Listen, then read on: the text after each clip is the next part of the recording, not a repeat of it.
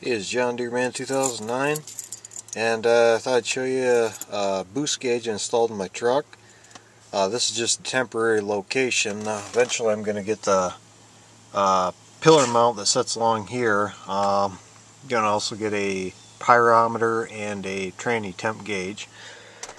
But it's pretty easy to install. We'll pop the hood here and I'll show you how I installed my boost gauge. A lot of people have many different areas that they'll locate the air line into the intake. I've seen people put it here, I've seen people put it over there, I've seen people put T's in here. I think it all works. I put mine right here, right close to the turbo. Seems to be a real good spot.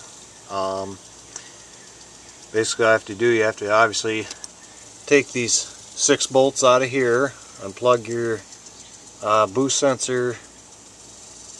I'm sorry, that's air intake sensor. I believe that's actually the boost sensor. Anyways, undo this bracket here, 2 clamps here, and then you can pull the intake out. Good time while you have the intake out to clean out any buildup that might be inside it.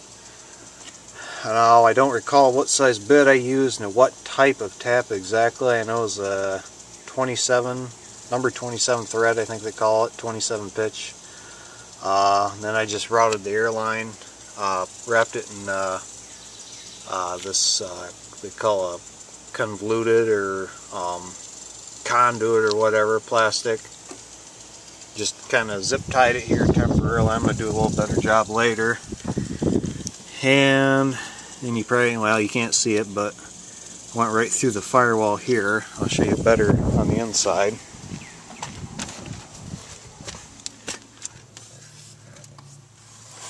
Yeah, just drilled a hole right through the firewall.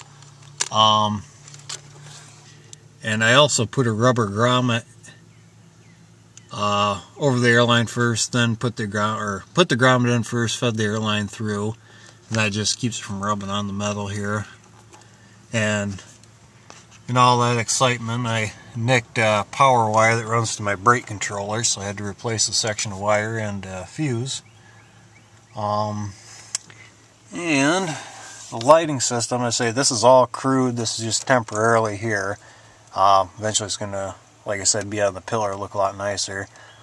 And I was trying to figure out, well, how do I hook up the light so when I turn on my lights, you know, the backlight and that gauge comes on. Well, I was messing around this little block here underneath the right by the parking brake here. See that red wire coming out and it says GRY?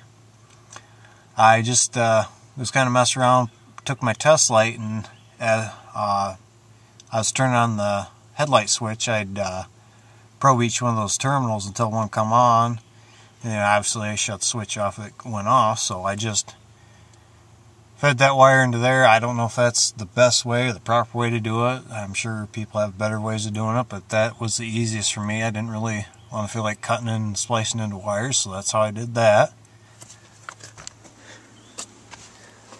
And it, like I said, it works. I don't know if you can see the light come on. It's daylight out, but yeah, it works pretty good. Next video will show you how much boost she puts out and how it works. This is John Deere Man 2009. Thanks for watching.